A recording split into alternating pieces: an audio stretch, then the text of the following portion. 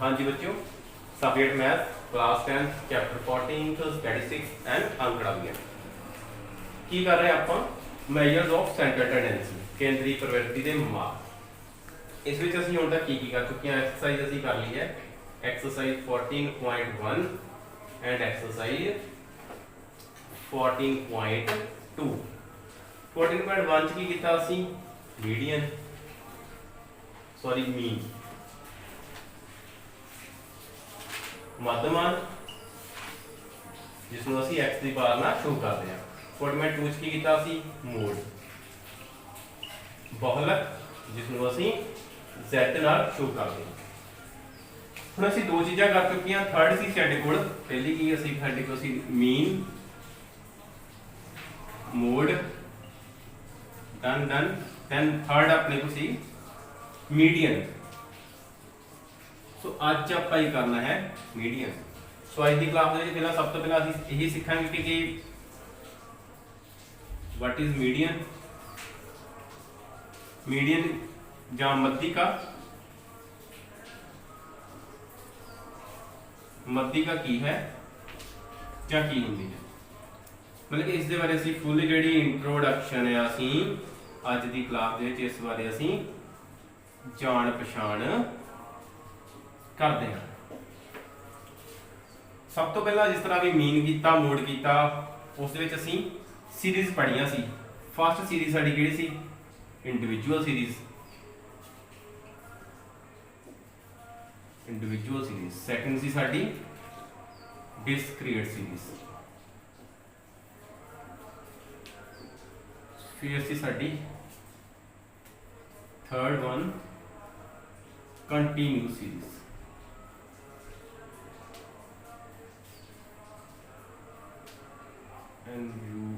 Continuous series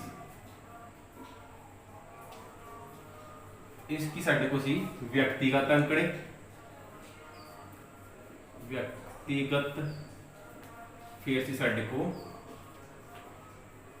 अवर्गीकृत। फिर सी साडे को वर्गीकृत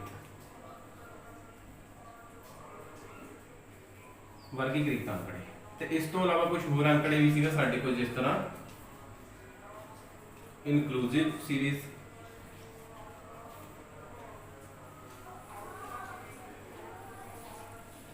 एक्सक्लूसिव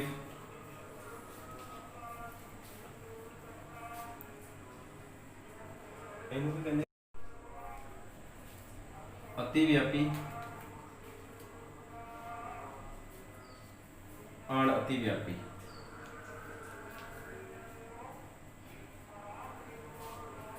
तो सब तो पहला असीं मध्यिका की गल करांगे व्यक्तिगत सीरीज दे विच।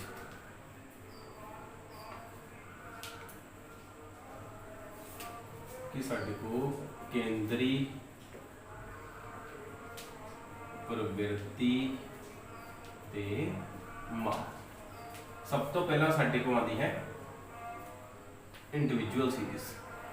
इसकी अंदर साडे को एक आंकड़े दे दिए जाते हैं 2 4 5 7 9 6 8 4 2 किन्ने साडे को 1 2 3 4 5 6 7 8 9। तो जिन्नी भी साडे को इसकी संख्या होंदी है उसनूं असीं बोलते हैं 9। नंबर ऑफ टर्म्स साडे को कितनियां हैं 9। आंकड़े कितने दिते गए साडे को 9 दिते गए। सब तो पहला स्टैप की है इसनूं असीं वधदे जां घटदे क्रम विच लिखना है। वधदे क्रम की हन वधदे क्रम हन कि मतलब कि असीं देखो ये बने देखो कि है कि पहली लाइन छोटी है फिर असीं ऊपर गए होर फिर ऊपर गए फिर ऊपर जा रहे असीं फिर ऊपर जा रहे होर ते फिर असीं होर ऊपर जा रहे हैं। ये क्या कि असीं ऊपर वाल वधदे जांदे हां मतलब कि छोटे तो वड्डे वाल। ये की है साडे को असेंडिंग ऑर्डर। असेंडिंग ऑर्डर वधदे क्रम। फिर इस दे उल्ट की है इस तरह है फिर इस तरह फिर इस तरह फिर इस तरह फिर इस तरह। ये की बनता है साडे को असीं नीचे वाल जिहड़ा आ रहे हैं ये की साडे को डिसेंडिंग ऑर्डर डिसेंडिंग ऑर्डर, घटदे क्रम। ਹੁਣ ਵਧਦੇ क्रम ਦੇ ਵਿੱਚ ਕੀ ਆ, ਸਭ ਤੋਂ ਪਹਿਲਾਂ ਅਸੀਂ ਛੋਟੀ ਸੰਖਿਆ ਲਿਖਾਂਗੇ, ਫਿਰ ਅਸੀਂ ਵੱਡੀ ਲਿਖਾਂਗੇ। ਹੁਣ ਅਸੀਂ ਸੀਰੀਜ਼ ਨੂੰ ਪਹਿਲਾਂ ਸਭ ਤੋਂ ਛੋਟੀ ਸੰਖਿਆ ਲਿਖਦੇ ਹਾਂ। ਇਹ ਕੀ ਹੈ ਸਾਡੇ ਕੋਲ ਅਸੈਂਡਿੰਗ ਆਰਡਰ ਜਾਂ ਵਧਦੇ क्रम। दो दो कितनी बार, फिर दो, फिर साढ़े को आंदा है 4, फिर साढ़े को आंदा है 5, फिर आंदा है साढ़े को 6, फिर 7, 4 दो बार आंदा है 5 6 7 ਅਤੇ 8। 1 2 3 4 5 6 7 8 ਤੇ 9। छोटी जी गल सीखनी है अपनी, मीडियन। मीडियन की होंगे साडे को एक पोजिशनल एवरेज, पोजिशनल एवरेज या फिर mid value of terms when terms are in ascending or descending order। ये means ascending, means descending order ਆਪਾਂ ਲਿਆ ਹੈ।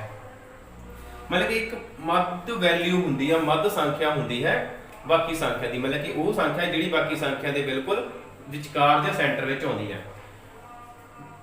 ਜਿਸ ਤਰ੍ਹਾਂ ਕਿ ਇਹ ਸੰਖਿਆ ਹੋ ਗਈਆਂ ਸਾਡੇ ਕੋਲ, ਇਹਨੂੰ ਅਸੀਂ ascending order 'ਚ ਲਿਖਿਆ। ਹੁਣ ਅਸੀਂ ਇਸ ਦੀ ਮੱਧ ਵਾਲੀ ਸੰਖਿਆ ਜਿਹੜੀ ਉਹ ਹੁਣ ਅਸੀਂ ਦੇਖਣਾ ਕਿ ਇਸ ਦੇ ਮੱਧ ਦੇ ਵਿੱਚ ਜਿਹੜੀ ਵੈਲਿਊ ਆ ਜਾਂ ਸੰਖਿਆ ਉਹ ਕਿਹੜੀ ਆਉਂਦੀ ਹੈ। ਸਭ ਤੋਂ ਵਧੀਆ ਮੈਥਡ ਕੀ ਆ ਕਿ ਲੈਫਟ ਰਾਈਟ ਕੈਂਸਲ ਕਰਦੇ ਜਾਓ, left right left right left right. ਨਾ ਉਹ ਸਾਡੇ ਕੋਲ ਨਾ ਤਾਂ ਲੈਫਟ ਰਿਹਾ ਨਾ ਰਾਈਟ ਰਿਹਾ, ਸਾਡੀ ਕੋਈ ਇੱਕ ਸੰਖਿਆ ਬਚ ਗਈ। ਹੁਣ ਮੱਧ ਸੰਖਿਆ ਦਾ ਮਤਲਬ ਕੀ ਹੋਇਆ ਕਿ ਇਹ ਸੰਖਿਆ ਆਪਣੇ ਰਾਈਟ ਸਾਈਡ ਤੇ ਵੀ, ਸੱਜੇ ਪਾਸੇ ਵੀ ਅਤੇ ਖੱਬੇ ਪਾਸੇ ਵੀ।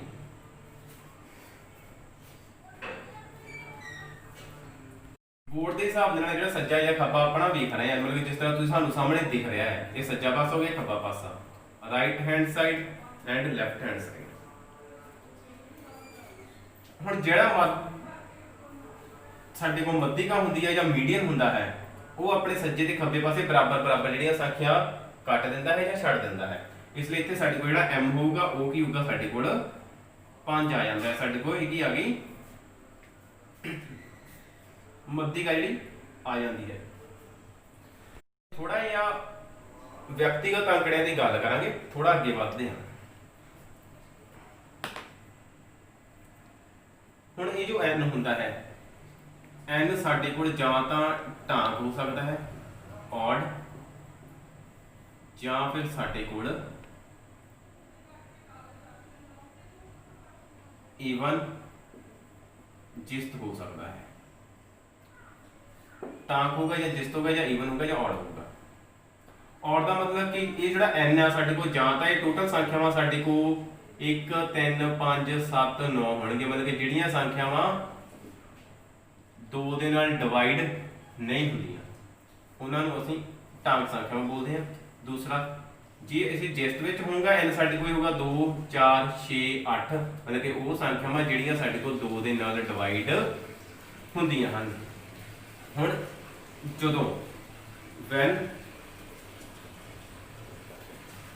n is odd, हुण जदों n साडे को odd है, मतलब कि टांक दे विच आ जांदा है, उस समय असीं जिहड़ा मध्यिका किस तरह पता करदे हां। मध्यिका m नाल शो करदे हां। m बराबर होगी साडे को n + 1/2 टर्म। ਹੁਣ ਸਾਡੇ ਕੋਲ ਇਸ ਦੇ ਵਿੱਚ n ਕਿੰਨੇ ਸਾਡੇ ਕੋਲ n ਸੀ, ਸਾਡੇ ਕੋਲ ਇਹਦੇ ਵਿੱਚ 9, मतलब कि ਇਹ ਅੰਕੜੇ ਸਾਡੇ ਕੋਲ ਕਿੰਨੇ ਦਿੱਤੇ ਗਏ ਹਨ, 9 ਅੰਕੜੇ ਦਿੱਤੇ ਗਏ ਹਨ। ਹੁਣ ਅਸੀਂ ਤੇ 9 ਪੁੱਟ ਕਰਦੇ n ਦੀ ਜਗ੍ਹਾ ਤੇ ਅਸੀਂ 9 ਲਿਖਿਆ +1/2, ਇੱਥੇ ਆ ਗਿਆ ਸਾਡੇ ਕੋਲ ਟਰਮ। 9 ਤੇ 1 10, 10/2 ਕੀ ਆ ਜਾਂਦਾ ਸਾਡੇ ਕੋਲ ਟਰਮ ਇਹ ਸਾਡੇ ਕੋਲ ਕੀ ਆ ਜਾਂਦਾ ਹੈ 2 5 10 ਜਿਹੜੀ m ਆ ਸਾਡੇ ਕੋਲ ਕੀ ਆਉਂਦੀ ਆ 5th ਟਰਮ। ਹੁਣ ਸਾਡੇ ਕੋਲ ਜਿਹੜਾ ਇਹ ਮੱਧਮ ਇਹ ਸਾਡੇ ਕੋਲ ਮੱਧਿਕਾ ਨਹੀਂ ਫਾਈਂਡ ਹੋਈ, ਸਿਰਫ ਅਸੀਂ ਟਰਮ ਫਾਈਂਡ ਕੀਤੀ ਆ ਤੇ ਅਸੀਂ ਕੀ ਪਤਾ ਕਰਨਾ ਹੈ ਮੱਧਿਕਾ।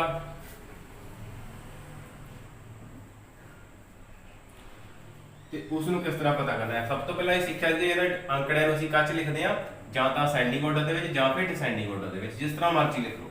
ਛੋਟੇ ਤੋਂ ਵੱਡੇ ਵੱਲ, ਵੱਡੇ ਤੋਂ ਛੋਟੇ ਵੱਲ, ਜਿਸ ਤਰ੍ਹਾਂ ਮਰਜ਼ੀ ਲਿਖ ਸਕਦੇ ਹਾਂ।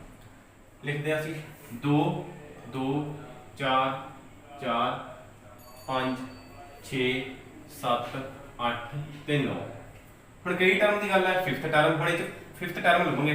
ਇਹ ਹੈਗੀ ਸਾਡੇ ਕੋਲ term 1 term 2 term 3 term 4 term 5 term 6 term 7 term 8 term 9। पहला पद, दूसरा पद, तीसरा पद, चौथा पद, जिस तरह मर्जी करो, ਜਾਂ ਪਹਿਲੀ ਸੰਖਿਆ, ਦੂਜੀ ਸੰਖਿਆ, ਤੀਸਰੀ ਸੰਖਿਆ, ਕਿਸੇ ਤਰ੍ਹਾਂ ਵੀ ਆਪਾਂ ਕਹਿ ਸਕਦੇ ਹਾਂ। ਹੁਣ t5 ਸਾਡੇ ਕੋਲ ਕਿੰਨਾ ਹੁੰਦਾ ਹੈ 5, ਮਤਲਬ 5th ਟਰਮ ਤੇ ਸਾਡੇ ਕੋਲ ਆਉਂਦਾ 5। ਅਸੀਂ ਲਿਖਾਂਗੇ 5 ਸਾਡੇ ਕੋਲ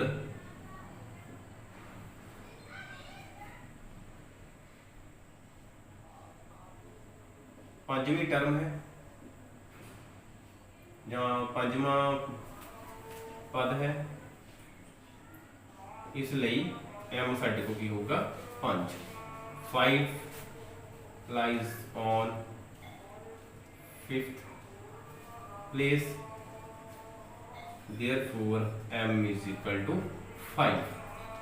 ਸੋ ਇਹ ਅਸੀਂ ਦੇਖਿਆ ਜਦੋਂ ਸਾਡੇ ਕੋਲ ਜਿਹੜਾ n ਆ ਸਾਡੇ ਕੋਲ ਕੀ ਆਉਂਦਾ ਹੈ odd।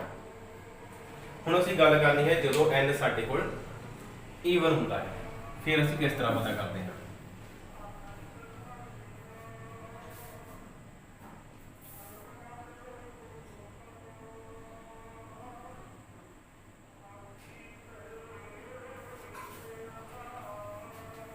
ਦੇਖੋ ਜਦੋਂ ਸਾਡੇ ਕੋਲ n ਜਿਹੜਾ ਆ ਉਹ ਈਵਨ ਜਾਂ ਸਾਡੇ ਕੋਲ ਜਿਸਤ ਆਉਂਦਾ ਹੈ, ਫਾਰਮੂਲਾ ਅਸੀਂ ਸੇਮ ਇਹੀ ਰੱਖਾਂਗੇ।